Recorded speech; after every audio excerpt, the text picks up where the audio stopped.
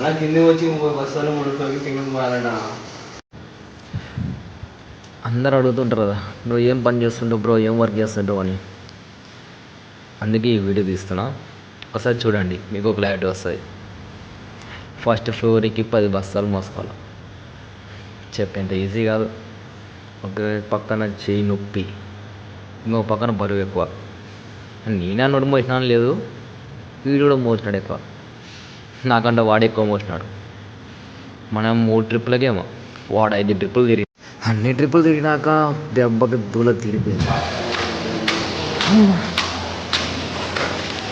Main point ఏంటంటే, ఇంత పెద్ద హాలు, ముగ్గురం మాల్ కలిపి మొత్తం టైల్స్ ఫిట్టింగ్ చేయాలి అని మా ఓనర్ చెప్పినాడు.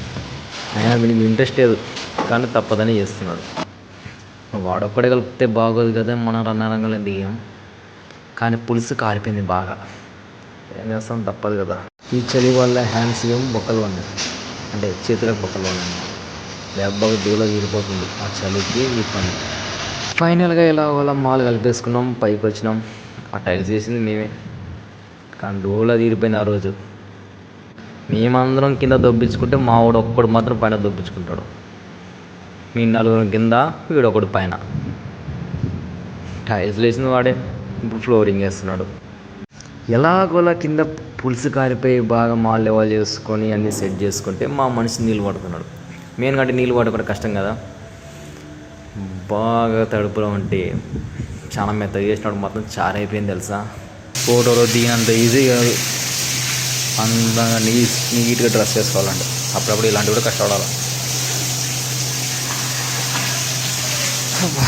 పూరా తీరిపోయింది ఈరోజు. మార్నింగ్ 6:30కి లేయడం, సిమెంట్ మోసుకోవడం, అందులో ఈ చేయి నొప్పి ఒకటి దూల చేస్తుంది కూడా. చేయి నొప్పి ఏం చేస్తాం చూడండి.